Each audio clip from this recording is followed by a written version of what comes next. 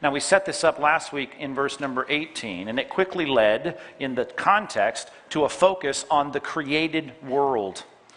And if you're thinking about, something we have to interface with on a daily basis, it's the created world, it's the cosmos, it's the planet we live on.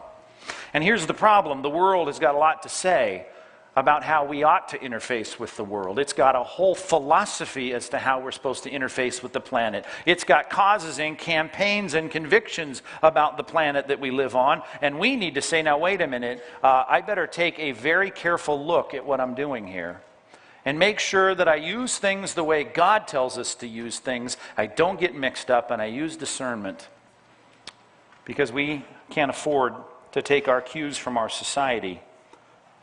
We've got to take our cues from God. And nothing could be more urgent, I suppose, in our day than the prevailing views of the planet that we live on. And God's got a lot to say about it. So take a look at it, beginning in verse number 19, as we get some clarity and some authoritative perspective on the planet that you and I live on and how we should interact with it. Verse number 19. For the creation waits with eager longing. This is Romans 8:19. Are you with me?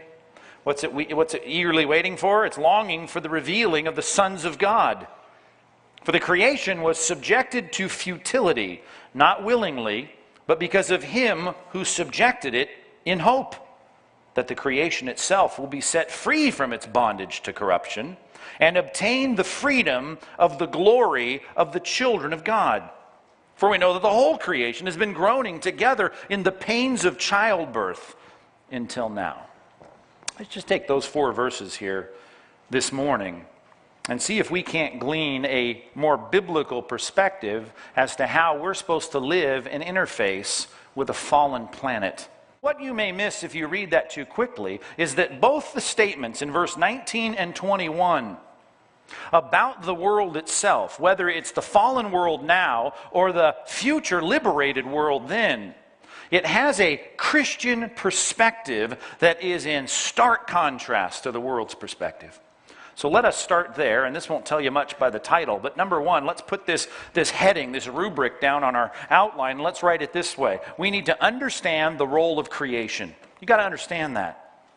And you may say, well, this passage isn't about that. No, but it does reveal that, and it tells us everything. Really, it points our minds back to the foundation of what God says about our relationship to the planet. We need to understand that the cosmos and the planet on which we live is always in the past and will always be something that is for the children of God. Now, well, that's not all that big of a deal, is it? It's a huge deal. Because today we are bombarded from the Discovery Channel to the Disney Channel to, whatever it is, commercial, the Madison Avenue, the journals we read, Time Magazine, whatever it is, we are bombarded with this proposition that we, right, should be serving the earth. We call it Mother Earth, right? And not that the earth is designed by God to serve us.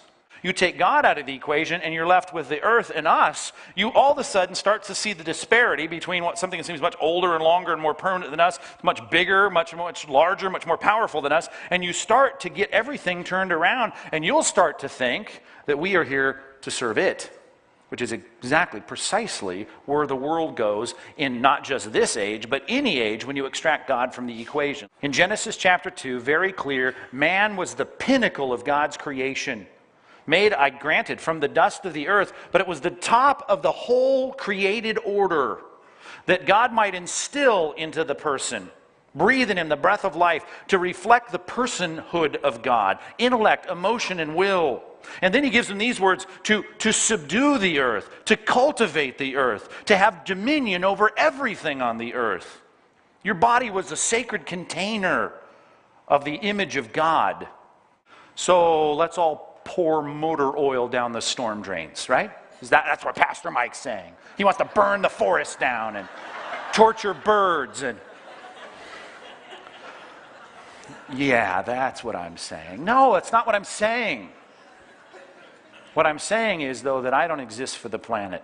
The planet exists for me. That does not give me license to abuse the planet. But the planet is not something I'm ever putting my agenda as a human being in subservience to the planet. You are to manipulate, cultivate, utilize, subdue, And I understand, properly as a steward, economize, rationalize, understand how the concept of this works for the next generation. I get all of that. But that's not where the pendulum is in our day. I mean, if you start talking about the creation is waiting for something to happen for me, and the creation is going to have freedom for the glory of me, that's not where the world thinks. But you can either take your cues from them or from the Scriptures, and the Scripture's clear. The world creative order, both now as a fallen planet and then as a redeemed and liberated planet, will be for the glory of the children of God.